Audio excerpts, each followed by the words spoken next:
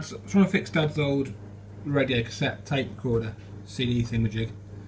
The switch here, that's the AM mode. The AM FM switch doesn't seem to be working properly anymore. The solder joints all look alright. They're not dry or fractured. And I've cleaned the switches with switch cleaner, well, also known as Lynx aftershave, inside there. There's the AM radio antenna there, the ferrite rod antenna. There's the variable capacitor, the tuning capacitor. Haven't fixed one of these for years. There's the old cassette motor there, with the speed control pot at the back. And there's rubber, there's like a rubber mounting assembly inside there which prevents it from shock.